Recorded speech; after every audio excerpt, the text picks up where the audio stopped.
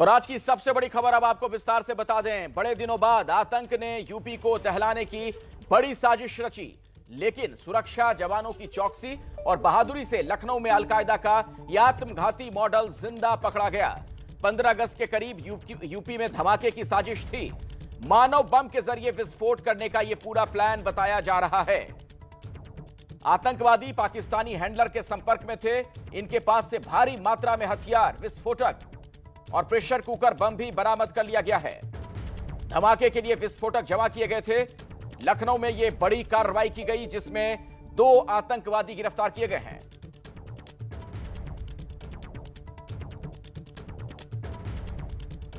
और इसी खबर पर ज्यादा जानकारी के साथ हमारे सहयोगी रणवीर हमारे साथ जुड़ चुके हैं। संजय त्रिपाठी के पास भी मैं आपको लिए चलूंगा।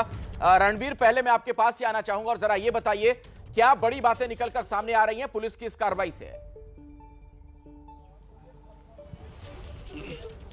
देखिए, इस मामले को समझना हो तो सीधे देखिए कि अल-कायदा से जुड़ा हुआ एक संगठन है जिसका नाम है अंसार गजवातुल हिंद।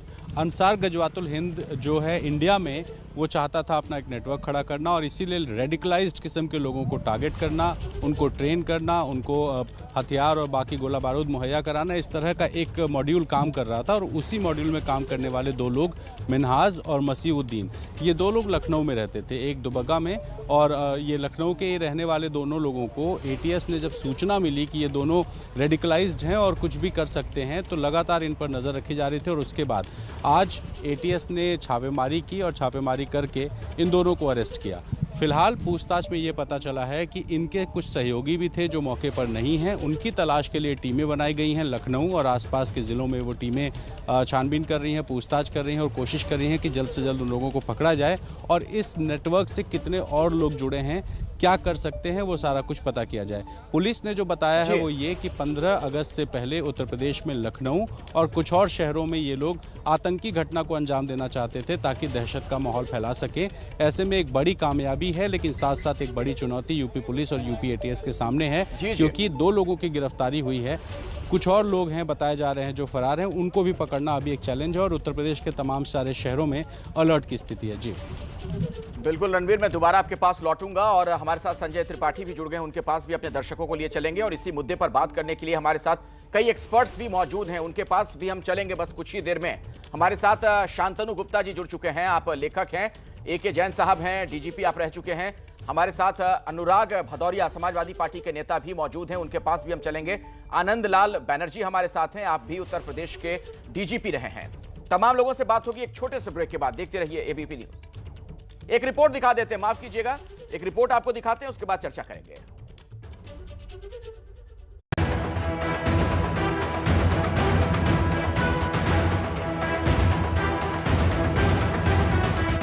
लखनऊ में अलकायदा के आतंकियों की मौजूदगी से हड़कंप, लेकिन एक बार फिर आतंक के प्लान को हमने फेल किया। लखनऊ में अलकायदा के मंसूबे पर पानी फिरा। अलकायदा ने रची थी आत्मघाती हमले की साजिश के अंजाम तक पहुंचने से पहले गिरफ्त में आतंकी। ये लखनऊ के काकोरी का इलाका है, जहां आज दिन भर हलचल रही। दुबग्गा चौराहे के पास एक घर को एटीएस और पुलिस के जवानों ने घेर लिया और आसपास के घरों को खाली कराया गया। मौके पर डॉग स्क्वाड को लगाया गया। इसके बाद शुरू हुए एक्शन में अलकायदा के दोनों आतंकी पकड़ लिए गए। आतंक का सारा सामान भी कब्जे में ले लिया गया। आतंकियों ने इस घर में विस्फोट का पूरा सामान इकट्ठा कर रखा था। हथियार, विस्फोटक और प्रेशर कुकर बम सब बरामद किए गए। पुलिस के मुताबिक मानव बम के जरिए 15 अगस्त के दिन लखनऊ को दहलाने की साजिश थी।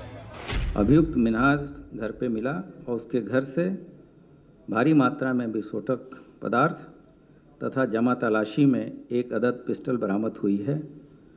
घर से बरामद आईडी को BDDS टीम के द्वारा निष्क्रिय कराया जा रहा है।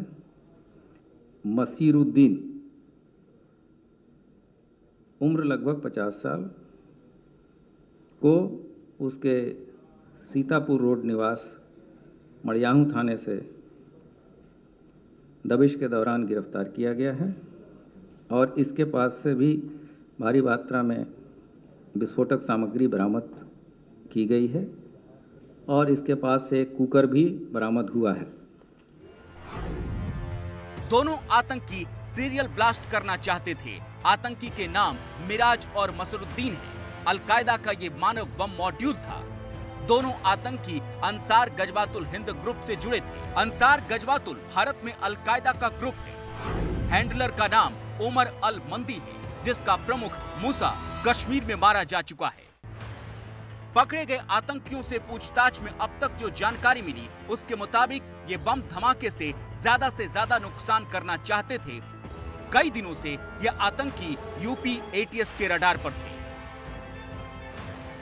पकड़े गए दोनों आतंकियों का हैंडलर पाकिस्तानी है। इनमें से एक पर एक आतंकी वारदात में शामिल होने की आशंका है। पाकिस्तान अफगानिस्तान बॉर्डर क्षेत्र में पेशावर क्वेटा एरिया जो पाकिस्तान का है, वहाँ से आतंकवादी गतिविधि संचालित की जा रही है। उक्त कार्य के लिए उमर हलवंडी द्वारा भारत में अल कायदा इंडियन सबकॉन्टिनेंट मॉड्यूल के संगठन में सदस्यों की भर्ती तथा उन्हें रेडिकलाइज करने का कार्य किया जा रहा है। काकोरी से पकड़े गए अलकायदा आतंकियों के अलावा लखनऊ के मांडियाब इलाके से भी एक संदिग्ध को हिरासत में लिया गया है। संदिग्ध और उसके माता पिता से भी एटीएस पूछताछ कर रही है। तो पुलिस इसे एक बहुत बड़ी कार्रवाई बता रही है, जिस तरीके से ये संदिग्ध पकड़े गए हैं। बातचीत करने के लिए तमाम मेहमान हमारे साथ जुड़े हुए हैं, उनके पास हम चलेंगे, लेकिन सबसे पहले संजय त्रिपाठी, मैं आपके पास आना चाहूंगा। पुलिस ने बरामदगी को लेकर क्या जानकारियां दी हैं? किस तरीके से इनके नेटवर्क बताए जा रहे हैं कि और भी लोग इनके साथ जुड़े हो सकते हैं? उन लोगों ने कुछ नहीं बोला उस वक्त। और एक तरीके से देखिए, कुकर बम बरामद हुआ है मिन्हाज के घर से, जहां पर इस वक्त मैं खड़ा हूं। और अभी थोड़ी देर पहले एटीएस का जो एक्शन था वो यहां खत्म हो चुका है। जो एटीएस के कमांडो थे वो जा चुके हैं और इस घर से मिन्हाज के माँ बाप को और उसकी पत्नी को, तीनों को एटीएस ले गई है। बताया जा रहा है कि उनकी मौजूदगी में मिन्हाज से पूछताछ की जाएगी। इसके अलावा काफ़ी तादाद में यहाँ से दस्तावेज बरामद हुए हैं, कागज़ बरामद हुए हैं, जिनको भी एटीएस के अफसरों ने सील किया है। फिलहाल यहाँ से कार्रवाई समाप्त हो चुकी है एटीएस की। बस कुछ पुलिस के लोग यहाँ रह गए हैं। तो कुल मिलाकर के जो आज का एक्शन था उसमें एटीएस के मिन्हाज की गिरफ्तारी के साथ साथ उसके माँ बाप और उसकी पत्नी को भी एटीएस हिरासत में ले गई है। और इसके अलावा जो दस्तावेज मिले हैं यहाँ से, क्योंकि महत्वपूर्ण सबूत मिल सकते हैं। जिस तरह से आरोप है कि कई महत्वपूर्ण प्रतिष्ठानों की रैकी इन लोगों ने की थी, कई प्रमुख भाजपा के नेता इनके टारगेट में थे, तो उनसे जुड़े हुए तमाम जानकारी, तमाम सूचनाएं, मोबाइल, लैपटॉप वगैरह यहाँ से रिकवर किया गया है और उसको एटीएस अपने कब्जे में लेकर गई है। अब उसकी छानबीन की जाएगी। जैसा कि आप पूछ रहे हैं कि उनके नेटवर्क के बारे में, बहुत महत्वपूर्ण है। जिस तरह से एडीएजीएलओ ने कहा कि 40 से 50 लोग ऐसे हैं जो कई शहरों के हैं, कानपुर के हों या वेस्टर्न यूपी के हों, वो इनसे जुड़े हुए थे और उनसे आपस में संपर्क था सभी का।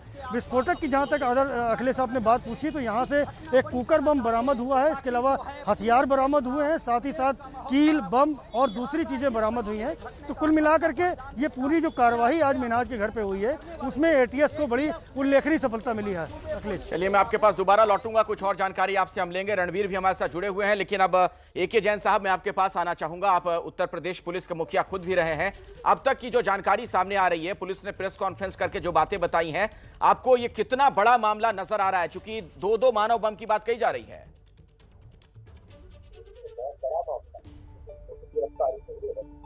बहुत बड़े मॉड्यूल का पर्दाफाश किया है इसमें।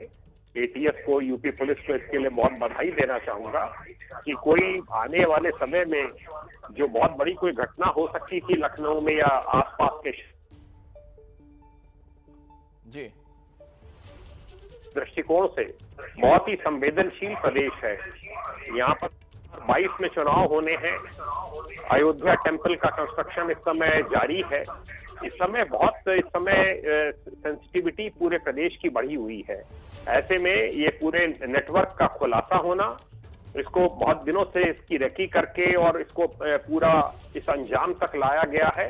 ये बहुत अच्छा कार्य किया है यूपी एटीएस ने। यूपी एटीएस का जब से गठन हुआ है जी जी उत्कृष्ट कार्य इसके द्वारा किया गया है। और अभी तो इसमें गिरफ्तारियां लखनऊ से, कानपुर से, आसपास के शहरों से और होंगी और बहुत सी सूचनाएं मिलेंगी जिससे कि जो घटनाएं भविष्य में होनी थी उन पर सख्ती से रोक लग सकेगी।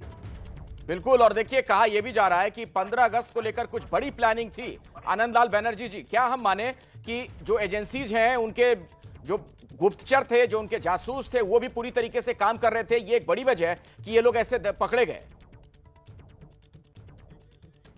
हरदम अपना वर्क करता रहता है, हरदम पता लगाता रहता है, वॉच करता रहता है और इसी के तहत इनके होमवर्क के चलते ये पता चला होगा या ये मालूम पड़ा होगा कि इस तरह से ये प्लान किया जा रहा है।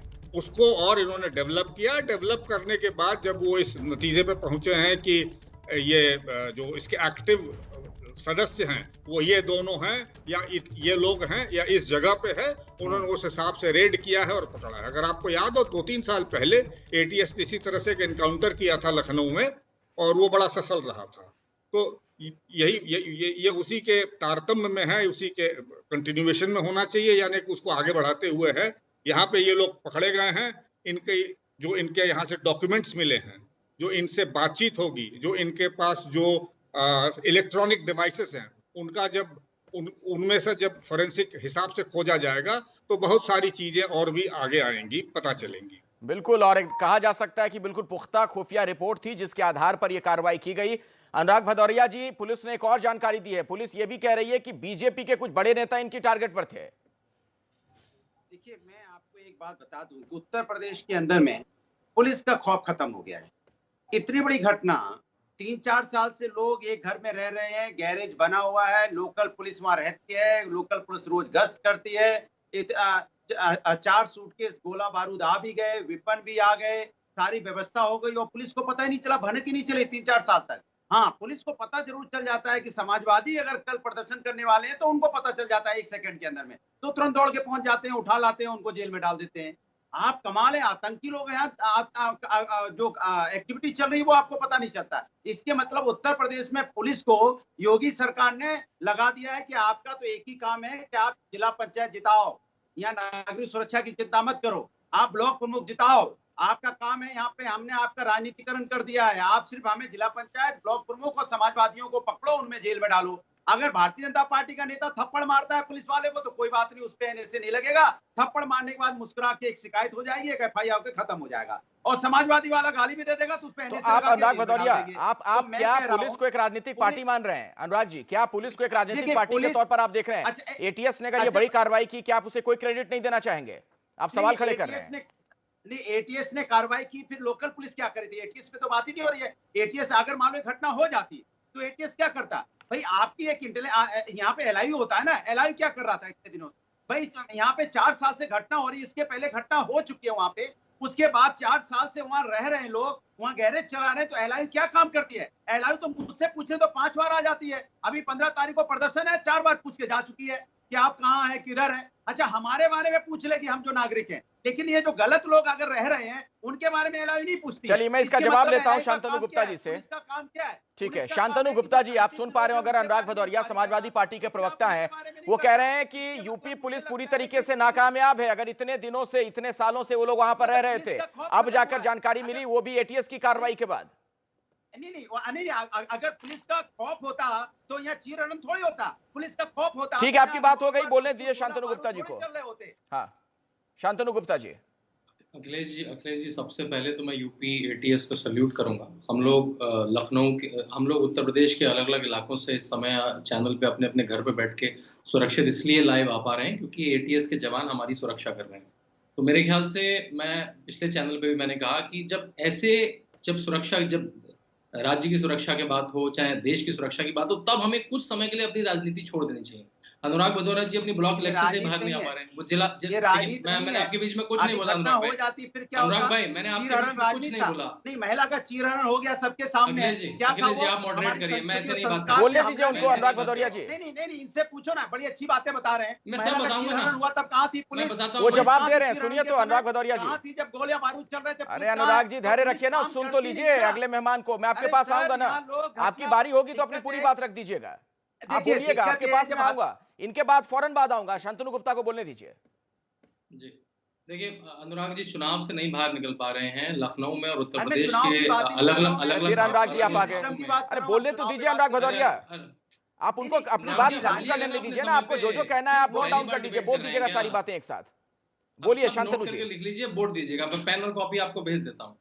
मुझे पेन कॉपी की जरूरत नहीं है प्रभु, मुझे सब याद रहता है, ठीक है। तब झूठ बोलोगे। ठीक है, आप याद रखिए, बहुत अच्छे हैं, बहुत अच्छे हैं। अखिलेश जी वाला लैपटॉप यूज कर लिया। फिर वही अखिलेश जी वाला, हमने व्यक्तिगत व्यक्तिगत हमले से बाहर जाओ, ये बहुत सेंसिटिव मामला है, व्यक्तिगत हमले में चले गए। अखिलेश जी कहां से आ गए इसमें? ये जो कोई मानसिकता है, इस टाइप के लोग हैं जो देश को बर्बाद करना चाहते हैं। सेंसिटिव मुद्दे पे बात हो रही है, अखिलेश जी ऐसे डिबेट नहीं हो पाएगी। आप इनको बोलने अलग से दीजिए इंटरव्यू अनुराग ले भदौरिया। लीजिए। भाग जाओ यहाँ से। अनुराग जी आप बोल लीजिएगा, आपकी बारी बात कर आएगी रहे तो हो, बोलिएगा ना, शांतनु गुप्ता को अपनी बात करने दीजिए। सेंसिटिव मुद्दे पे तो अखिलेश यादव आ गए, सेफई आ जाएगी, नेताजी आ जाएंगे। अरे भाई जनता की बात कब करोगे? मैं जनता की बात करना चाहता हूँ, आप अखिलेश यादव जी की बात करना चाहते हैं, आप सेफई की बात करना चाहते हैं, आप नेताजी की बात करना चाहते हैं। जनता की समस्या की बात कब होगी? महिला सम्मान की बात कब होगी? बेरोजगारी पे यहाँ पे लोग आत्महत्या कर रहे हैं, उनकी बात कब होगी? महंगाई पे चर्चा कब होगी? कब होगी कोरोना काल से जो लोगों की मौत हो रही है? कब होगी पुलिस जो अपने कामयाब हो पा रही है? इतना में अगर एटीएस नहीं होता तो आज यहाँ पे समाजवादी पार्टी गुंडागर्दी के लिए जानी जाती है, इसका मतलब आपकी गुंडागर्दी पुलिस के लिए काम जानी नहीं जाती कर है। रही है। चैनल पे भी पुलिस का देखिए, राजनीतिकरण हो गया है। पुलिस प्रत्यक्ष सिर्फ को एक ही प्रमाण काम नहीं करती है है। कि आपको पंचायती चुनाव कैसे जिताना है,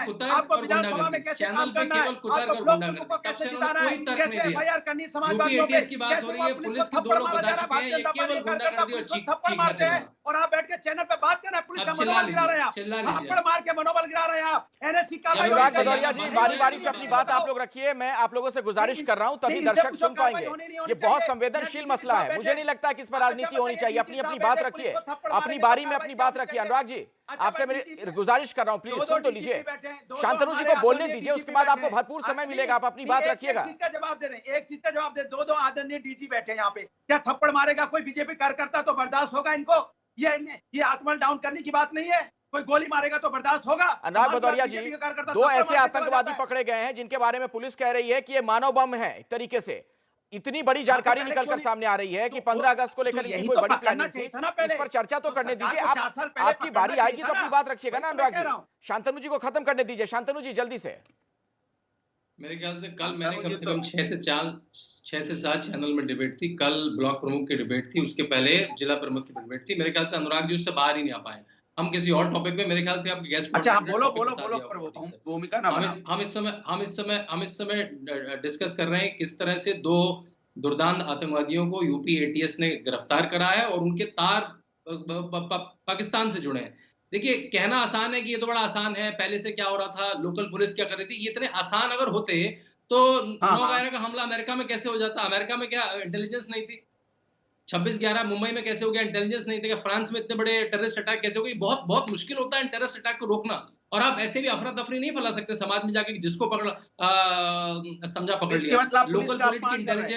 लोकल पुलिस की इंटेलिजेंस, एसटीएफ, एटीएस जब साथ में मिलके काम करती है तब ऐसा मॉड्यूल एक्सपोज होता है। तो ऐसे समय में केवल अनुराग जी एक दिन के तो राजनीति छोड़ दीजिए, चुनाव आएगा, बहुत मौका मिलेगा आपको, करते रहिएगा राजनीति। आप कह रहे 2014 के पहले होता था, आप कह रहे 2014 के पहले होता था, आपसे ज्यादा राजनीति कौन कर रहा है? मतलब पुलिस को गाली दे रहे हो, पुलिस का अपमान कर रहे हो। 2014 के पहले भी तो पुलिस थी, 2014 के पहले पुलिस थी, और ये देश की पुलिस है, पुलिस किसी पार्टी की नहीं होती है, एटीएस देश का है, एलआईबी देश का होता है। यहाँ पे आप कमाल की बात कर रहे हैं, आप 2014 के पहले की पुलिस का अपमान करने लगे। देखिए, मैं बहस को आगे ले जाना चाहता हूं, हम आपस में तू में ना उलझे तो बेहतर है। एक संवेदनशील मसला है जिस पर हम चर्चा कर रहे हैं। एके जैन साहब, मैं आपके पास अब आना चाहूंगा। एके जैन जी, अनुराग भदौरिया जो कह रहे हैं वो कह रहे हैं कि उत्तर प्रदेश पुलिस का दरअसल इसमें कोई बहुत बड़ा हाथ नहीं है, पुलिस तो बल्कि नाकाम साबित हुई है, ये एटीएस ने सब कुछ किया तब जाकर ये पकड़े गए हैं दहशतगर्द। नहीं, देखिए, इसमें एटीएस को तो बधाई देनी ही होगी। ये गुड वर्क एटीएस का ही है। एटीएस ने इसमें इंटेलिजेंस कलेक्शन किया, वहां पे रेकी की, वहां पर उसकी खोजबीन की, इनके कौन कौन साथी हैं। देखिए, बहुत काम करना पड़ता है, बहुत सी कॉल्स जो हैं वो उनको इंटरसेप्ट करना होता है, उस एरिया में पूरा इंटेलिजेंस डेवलप करनी होती है। उसके बाद जब उनको ये विश्वास हो गया कि ये 15 अगस्त से पहले भी कोई घटना को अंजाम दे सकते हैं, लखनऊ में या आसपास किसी भी प्रकार की घटना हो सकती है जिससे कि समाज में अफरा तफरी फैल जाए, किसी भी राजनीतिक व्यक्ति के ऊपर अटैक हो सकता है, भीड़ भाड़ वाले इलाकों में बम विस्फोट हो सकता है, तो ये बहुत अच्छा कार्य है। देखिए, उत्तर प्रदेश में एटीएस का गठन 2007 में 3 कचहरियों में ब्लास्ट हुए थे, लखनऊ, वाराणसी और फैजाबाद। उसके बाद इसका गठन किया गया था। और आप ये देखेंगे उत्तर प्रदेश का, अगर आप पीछे का इतिहास देखें कि उसके बाद से कोई बड़ी ब्लास्ट की घटना नहीं होने पाई है। इनका स्तर मैं पहला आईजी एटीएस था। लखनऊ में आतंक के खिलाफ एटीएस ऑपरेशन।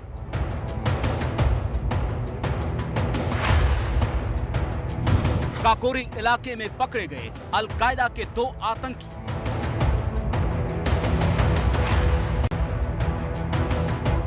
घर में छिपे आतंकियों के खिलाफ एटीएस का ऑपरेशन।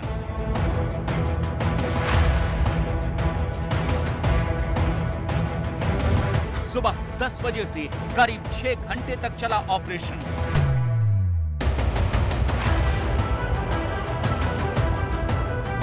आतंकियों से कुकर बम और विस्फोटक बरामद।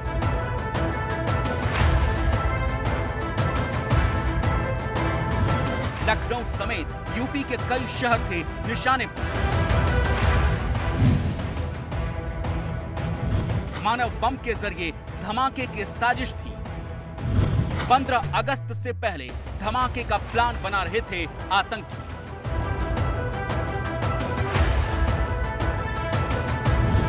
पाकिस्तान में बैठा था आतंकियों का आका। लखनऊ में अलकायदा का नापाक खेल खराब हुआ।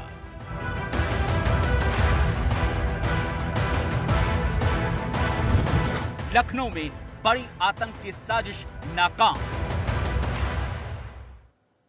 और आपको बता दें कि लखनऊ में गिरफ्तार अलकायदा के 2 संदिग्धों से लगातार पूछताछ जारी है। 5 से 6 घंटे करीब गुजर चुके हैं। और ताजा खबर यह कि गिरफ्तार किए गए मिन्हाज के घर से मां बाप और 2 महिलाओं को यूपी एटीएस अपने साथ ले गई। इन सभी से पूछताछ हो रही है। और अब तक की पूछताछ में क्या बातें निकलकर सामने आई हैं वो भी हम आपको बताएंगे। लेकिन पहले जरा रणवीर का हम रुख कर लेते हैं। हमारे सहयोगी हमारे साथ मौजूद हैं। रणवीर, अब तक की पूछताछ जो हुई है, करीब 5-6 घंटे से पुलिस की कार्रवाई जारी है, क्या उसमें कुछ नई बात भी निकलकर सामने आ रही है? देखिए, बिल्कुल अभी 2 गिरफ्तारी हुई है और बाकी जो लोग फरार बताए जा रहे हैं उनकी पड़ताल, उनकी पूछताछ कि वो कहाँ हो सकते हैं, ये कोशिश हो रही है। इसके लिए अलग अलग पुलिस की और एटीएस की टीमें लगाई गई हैं। और इस बीच में जो प्रशासन की तरफ से एक एहतियात बरता गया है वो ये कि जो भी संवेदनशील शहर हैं वहाँ पर गश्त बढ़ा दी गई है, अलर्ट जारी कर दिया गया है। 15 तारीख को प्रधानमंत्री वाराणसी जा सकते हैं, वाराणसी में गश्त है।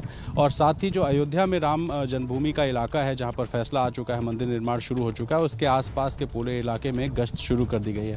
हर आने जाने वालों से पूछताछ हो रही है। और जो हाईवे का भी इलाका है जहाँ से जो गाड़ियाँ आ जा रही हैं उनमें भी तलाशी अभियान चल रहा है। साथ ही अगर आपको बताऊं तो लखनऊ और आसपास के जो शहर हैं उन शहरों में फिलहाल फोकस है कि जो फरार हुए लोग हैं वो हो सकते हैं। ऐसे में इन सभी ज़िलों में टीमें गश्त कर रही हैं, जा रही हैं। और साथ ही जो 2 पकड़े गए हैं इनसे भी पूछताछ हो रही है। और मिन्हाज नाम का जो आतंकी है जिसके परिवार के सदस्यों को लेकर के गए हैं उनसे इसलिए पूछताछ होगी क्योंकि घर में कौन कौन आता था, किस तरह के लोग आते थे, किस तरह की बातचीत होती थी, जो सामान आता था वो कहाँ से आता था, कौन लोग लाते थे। तमाम सारे ऐसे सवाल हैं जिनका जवाब ये घर वाले भी दे सकते हैं। तो ऐसे में उनके घर वालों को एटीएस लेकर के गई है।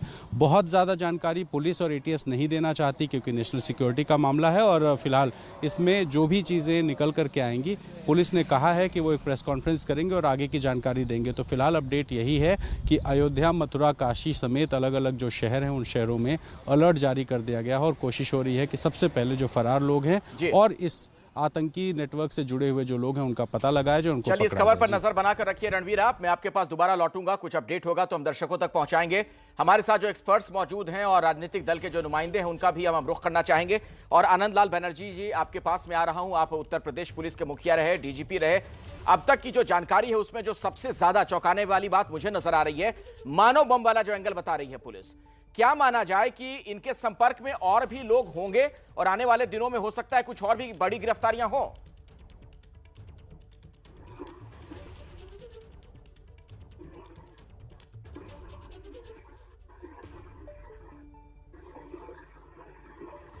तो शायद उनसे हमारा संपर्क नहीं हो पा रहा है। एके जैन साहब,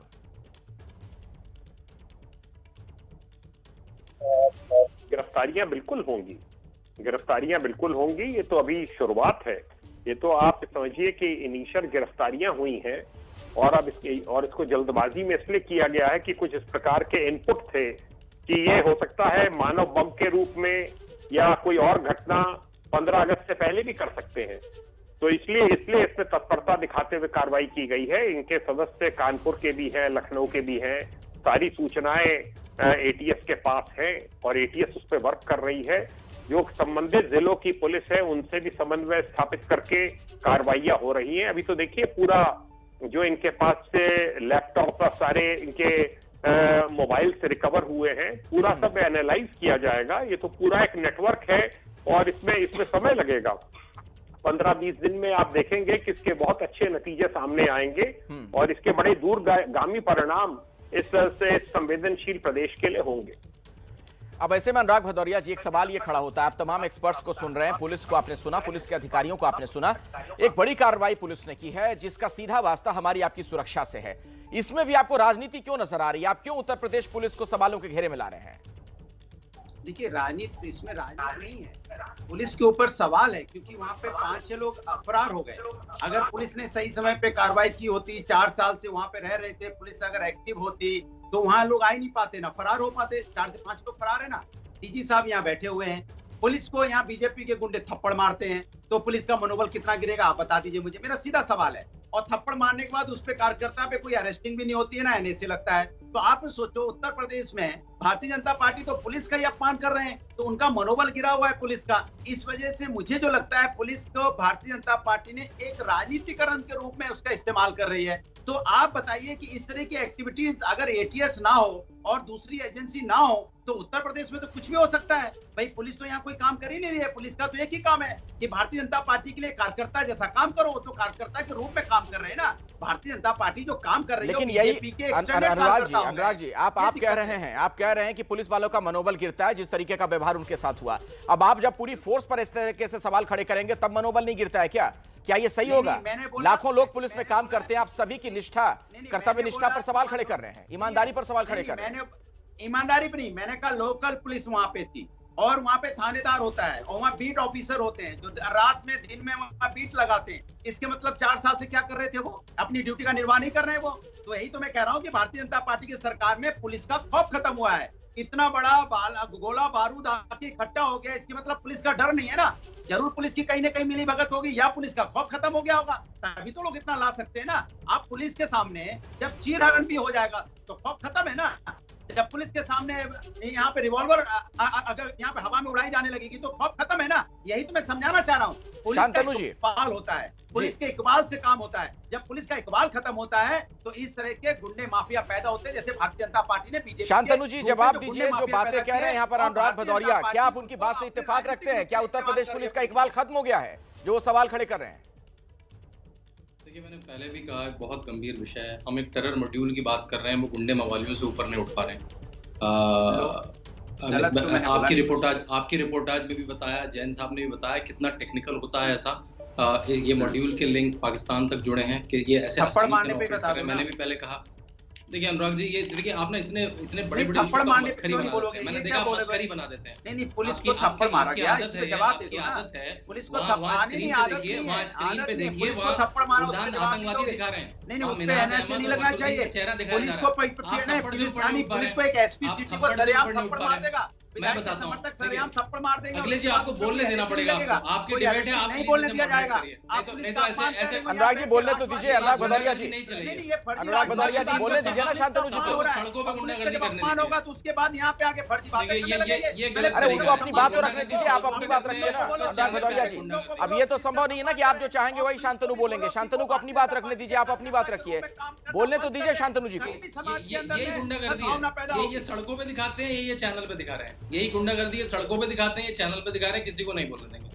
अगर आपको गुंडागर्दी से इतनी दिक्कत है, आपको तो देश से कोई मतलब नहीं है, आपको तो महिला का जीवन हो जाए कोई दिक्कत नहीं है, आपको तो लड्डू खाने हैं, मिठाई बांटो, लाओ मिठाई लाओ, मिठाई बांटो, लड्डू बांटो। क्या हुआ? अरे महाराज ने यहाँ पे से कब्जा कर लिया, लड्डू बांटो। यहाँ पे हमने महिला का चीरण हुआ है, लड्डू बांटो। हमने यहाँ ब्लॉक प्रमुख के ब्लॉक प्रमुख जीत देखिए, लिए, अखिलेश जी इन्होंने पूरे दादागिरी डिबेट को से, मजाक गुंडाई बना से दिया। जीत लिए हमने। इतनी गाया गंभीर डिबेट बातों को, ये और हालत यही है, समाजवादी गंभीर पार्टी है। डिबेट है। आपने आपने अपनी पूरे पार्टी का चेहरा दिखा लोकतंत्र को दिया। मजाक बना इतने दिया, पूरा गंभीर देश विषय का को मजाक बना दिया है। आपने अरे इसलिए अनुराग कहते हैं, भदौरिया आपने जी, आपसे देश मेरी को गुजारिश है, देश सर का सुन तो लीजिए, आप आपने हमारे पूरे लिए बड़े हिंदुस्तान सम्मानीय को मेहमान हैं, मजाक लेकिन बना ऐसा दिया है। प्लीज ना अरे करें। लोग मरते रहे, मर जब गए, जिसकी आपको बारी है चिंता बोलने नहीं तो है। दीजिए। लोग आप मरने क्यों को ये चिंता चाह रहे हैं नहीं कि है। आप जो चाहते हैं वही शांतनु बोले? शांतनु जी को अपनी बात रखने दीजिए, आप अपनी बात रखिए। वो अपनी बात नहीं रखेंगे, उनकी बात शुरू होगी अखिलेश यादव जी से। बोलने तो नेताजी दीजिए, से, फिर आप अपनी बात रखिएगा। से। शांतनु जी अपनी कोई बात बोलिए। अखिलेश यादव नेताजी से ज्यादा निकलेंगी नहीं वो। शांतनु गुप्ता जी बोलिए। मैं मुझे आखिरी 10 सेकंड दीजिए। अगर आपको गुंडागर्दी की इतनी चिंता है तो कितने सालों से मुख्तार अंसारी, अतीक अहमद, गायत्री प्रजापति, राजा भैया क्यों विधानसभा में जिनको जेलों में होना चाहिए था उनको अपने विधानसभा सांसदों में हो गया। अब तो जेल में है वो, अब तो जेल में है। अब तो जेल में पहले से घूमा करते थे। 2014 के पहले से आपने नहीं डाला किसी को जेल में। आपने किसको जेल में डाला जरा बता दीजिए। ये गुंडे मवाली को थप्पड़ मार रहे जेल में डाला आपने। गुंडे मवाली को थप्पड़ मार रहे हैं, इससे बड़ा आतंकी कौन होगा? उसको जेल में डाला आपने। थप्पड़ से ऊपर मत बढ़िएगा। ये जो गोलियां चला रहे हैं जेल में डाला आपने, जो पर्चे फाड़ रहे थे जेल में डाला, जो साड़ियां खींच रहे थे उस पहले से लगाया। कमाल की बात कर रहे हैं आप तो बचाते हो गुंडों को। आपके तो भारतीय जनता पार्टी में गुंडों की पार्टी बन चुकी है। मेरे ख्याल से एबीपी को जिम्मेदार प्रवक्ता बुला। अरे अनुराग जी आपने क्या ये तय कर लिया है कि आप शांतनु को बोलने नहीं देंगे? अनुराग भदौरिया जी उनको बोलने तो दीजिए, आप उनको अनइंटरप्टेड बोलने दीजिए। 30 सेकंड में अपनी बात उनको खत्म करने दीजिए, फिर आप अपनी बात कह दीजिएगा। आप बीच में अगर कूद पड़ेंगे इस तरीके से तो कोई किसी को सुन नहीं पाएगा। जवाब कहां दे रहे हैं हम तो? आप बोलने दीजिए ना उनको, शांतनु को खत्म करने दीजिए, फिर आप अपनी बात रखिएगा। शांतनु जी जल्दी से 30 सेकंड में, समय नहीं है अब। मेरे ख्याल से अनुराग जी को अपने चैनल में एंकर बना लीजिए। उनको राजनीति से ज्यादा एंकरशिप में ज्यादा मजा आ रहा है। देखिए मैं अरे हाँ ठीक है। हाँ देखिए, मैं फिर कहूंगा बहुत गंभीर विषय है। हम टेरर मॉड्यूल की बात कर रहे हैं जिसके लिंक पूरे उत्तर प्रदेश में हो सकते हैं, और अच्छा हुआ यूपी एटीएस ने बिल्कुल उसको दबोच लिया। उसके लिंक पाकिस्तान से हैं। और मैंने फिर भी कहूंगा, मैं बिल्कुल जिम्मेदारी से कह रहा हूँ, 2014 से पहले हर साल के आंकड़े देख लीजिए। 2009 में, 11 में, 12 में, 13 में कैसे बम विस्फोट हुआ करते थे। और मैं पूरे देश की इंटेलिजेंस को दाद दूंगा इस बार कि अब वो नहीं होते हैं। ये नया भारत है। इससे अनुराग जी को तारतम्य बनाना पड़ेगा। ये नया भारत है, ये इसी में उलझे रहेंगे। अनुराग भदौरिया जवाब दीजिए, ये नया भारत है, इसे तारतम्य बनाइए। अब विस्फोट नहीं होते हैं, पहले बहुत विस्फोट होते थे। अब इनकी बात सुनिए। देखिए, ये जो भारतीय जनता पार्टी है ये अपने ही देश के पुलिस का अपमान कर रही है। अब ये कह रहे हैं 2009 में होता था, 10 में होता था, 12, 13 आए बाएं साएं बोल रहे हैं। अब भी लगातार यहाँ पे उत्तर प्रदेश और पूरे देश में जगह का नाम बताता हूं भाई। आप जब बोलने दीजिए, आप मुझे बोलने दीजिए। अब मैं बोल लूं, मैं बोल लूं, मैं बोलने दिया।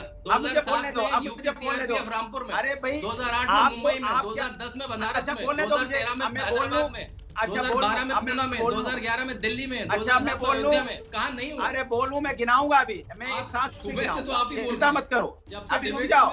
ये देखिए भारतीय जनता पार्टी का चेहरा देखिए। भारतीय जनता पार्टी से जैसी बात करो देश की सुरक्षा की, देश के लोगों की सुरक्षा की, तुरंत भाग जाएंगे। 2014, 13, 12, 9, 10। अरे आपने 2014 में क्या बोल के वोट लिया था?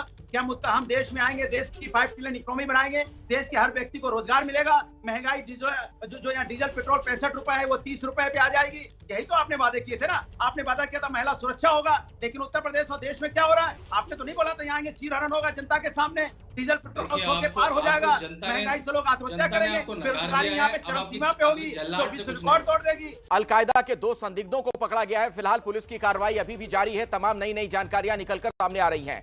सीधा मैं आपके पास आ रहा हूं AK जैन साहब, आप उत्तर प्रदेश पुलिस के मुखिया रहे, DGP रहे। मुझे ये बताइए, जो अनुराग भदौरिया बार-बार कह रहे हैं कि ATS ने कार्रवाई की, लोकल पुलिस ने कुछ नहीं किया या फिर इंटेलिजेंस वालों ने कुछ नहीं किया, क्या हम इस तरीके से देख सकते हैं? देखिए, ये स्पेशलाइज्ड ऑपरेशंस होते हैं। ये जो स्पेशलाइज्ड ऑपरेशंस हैं जो कि कुख्यात गैंगस्टर्स के खिलाफ चलते हैं, टेररिस्ट के खिलाफ चलते हैं। टेररिस्ट की जो गतिविधियां होती हैं सार्वजनिक नहीं होती हैं। ये नहीं है कि सबको दिख रहा है कि इसमें टेररिस्ट कोई कार्रवाइयां कर रहे हैं, इनके यहाँ गलत किस्म के लोगों का, एंटी सोशल एलिमेंट्स का आना जाना है।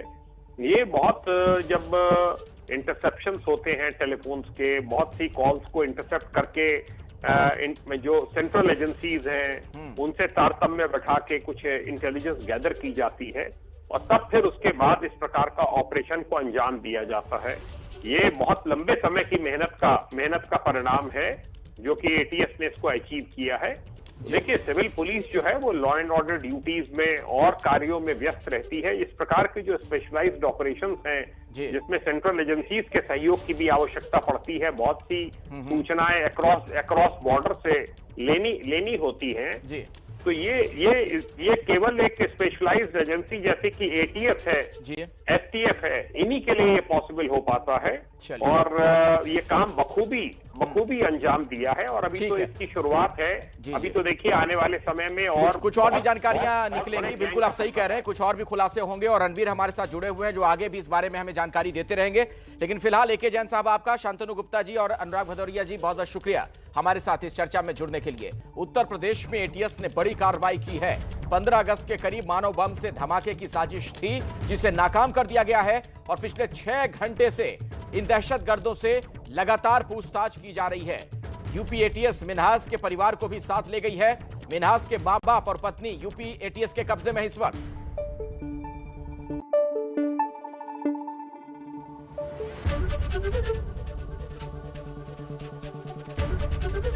एबीपी न्यूज आपको रखे आगे।